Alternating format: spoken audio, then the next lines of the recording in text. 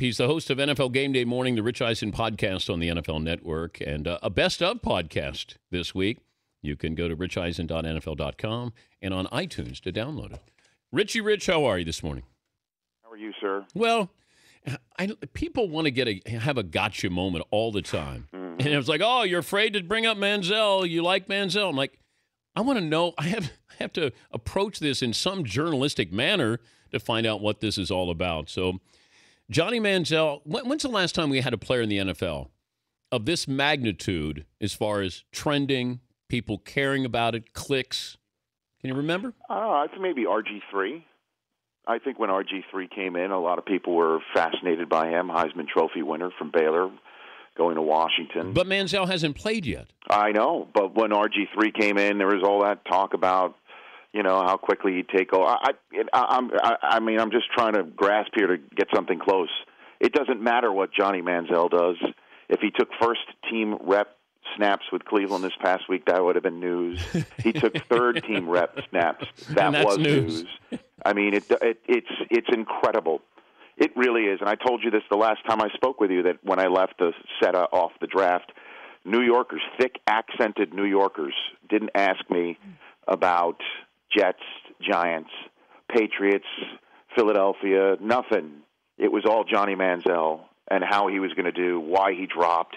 Is he going to get his, is he going to get crushed when he gets in the league? How good can he be? Everyone's fascinated by him.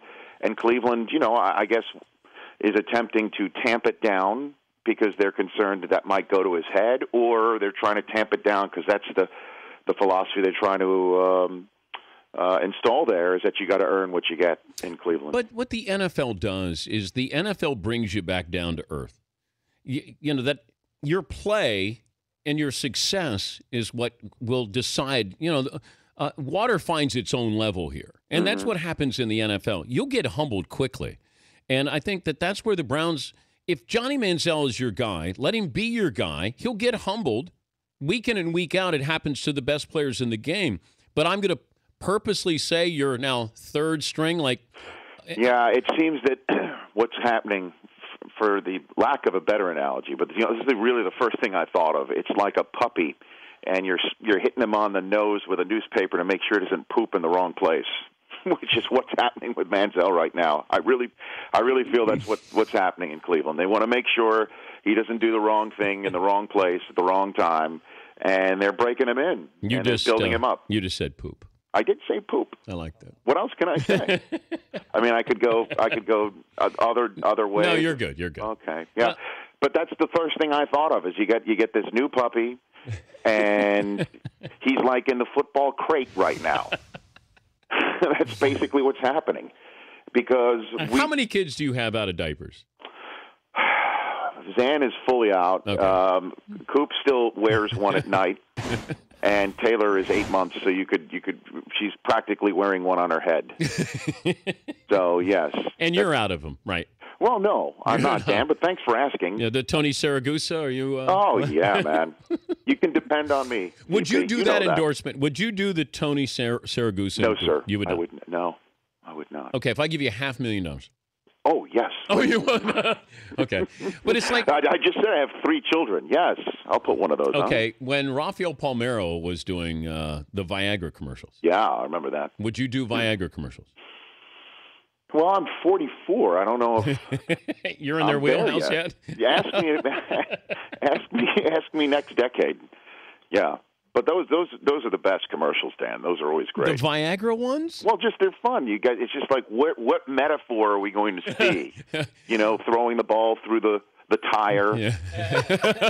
the flowing river, the arrow and the bullseye. Yes, those are the ones. It's like where's that metaphor coming? I love when the guy is just around the house and then he glances at his wife. All it takes is one look, and then all of a sudden she does the double take look back, and then you go. And then she starts playing with the hair. Yeah, and then it's on. And then they go in through probably the screen door. They open the screen door from the porch. And off they go. Suddenly they're in a tub staring at an ocean. Yeah, that's why I love those commercials. Yeah, but wait till your kids get old enough where they want to know who is Alice and why do you have to see her, Dad? Oh, Oh, my gosh. Yeah, my daughter goes, see Alice. Why? And why are they in a bathtub? Go ask your mom.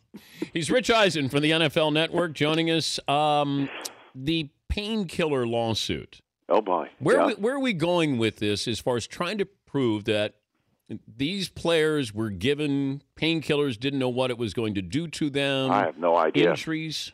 This stuff is so far, it's so far from done.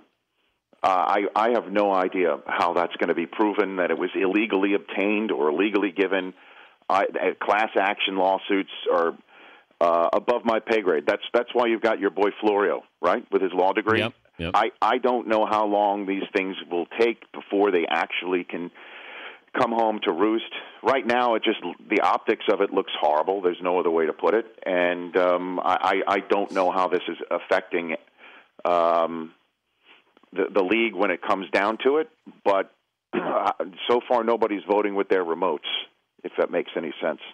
50 U.S. senators, yes, signed a letter demanding the Redskins change their name. When 50 U.S. senators can't agree on anything. I know. Normally. I know. Okay, this get the commissioner's attention? I think so. But I think the commissioner's attention's already been gotten on this subject. And but no action. Well, I mean, the owner of what can he possibly do? What can he do to get Dan Snyder to change the name of the Redskins? Well, look what the NBA's doing with Donald Sterling. Well, the NBA is removing the team from him. Yeah. This is. Can you get them to remove a nickname? I don't know, yeah. And I don't know if they're going to be able to get Donald Sterling to get the team away from him either. I mean, I don't know. But they're what at least trying legal remedies there are to do that. So I don't know how this gets played out. But with each passing week, it appears more and more inevitable that the public tide turns against this team name, and one day we may see the Washington Representatives take the field, or the Washington Colonials. I don't know, but would you change the name if you were Daniel Snyder? You know what? I have been in that area, and I've been to games at RFK, and I see the tradition that the fans there truly believe in. They really do. I just don't know, though, if that fan base would get turned off if the name is changed. Eventually, they'd get over it, and I imagine they'd buy a new jersey. Yes. With RG3's name on the back. So but I don't know the monetary value of it.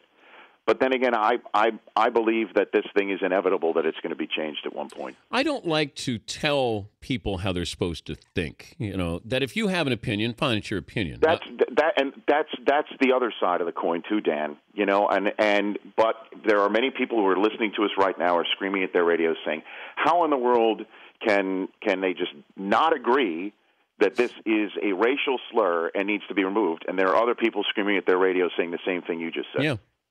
Well, I don't want to tell Native Americans how they're supposed to react to this. Not. And that's the problem. We project and say, well, of course, they should be proud. And, they've had this name. And all I want to know is if there's a relationship there. I think the Blackhawks logo is the best logo in all of sports. Mm-hmm. I think it's spectacular.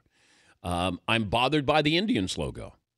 It's I don't think it's flattering at all. But it's up to, I think, Native Americans and the team to work in unison here to say, if you're going to call the team that, can we help, maybe diagram, draw the logo? Can we do something that we're proud of you honoring us? And then I'm fine with that. But, Daniel Snyder just saying, hey, you're not telling me what to do. And I think that's going to be the tug of war that goes on here. Mm-hmm. But as you point out, 50 senators don't usually agree on much. I know. They agree that I have to say goodbye to you, though. Oh, are we up against it, as they say in the radio business? Yep, up against the break here, Rich. You got to go to the break. Yeah. Enjoy your long weekend. Oh, Dan, thanks, man. But as you know, with 3 young kids, 3-day weekends, they don't exist. It's just one more day that there's no school. That's what it is. Yep. But it's great, though. I'll be barbecuing. What is that for? What's laughing? No, What's that? I think you're going to grill. You're not going to barbecue. What does that mean? No. Look Look it up. I think you're gonna have somebody grill for you, Rich. Oh, that is an outrage, Dan Patrick. That's an outrage. Okay, how about a picture of you in an apron? Why do I have to have an apron? Well, I can grill. I grill. I just I swim with the kids, get out of the pool, and go grill. Okay. Or barbecue, which is what we get. All right, I guess so we said back in the 70s. How about a picture of you in your Speedo? Oh boy, barbecue. Oh my goodness gracious. Good luck this weekend. Thank you. All right, Rich Eisen, host of NFL Game Day. Now you've got that image in your mind. Rich at the grill in a Speedo.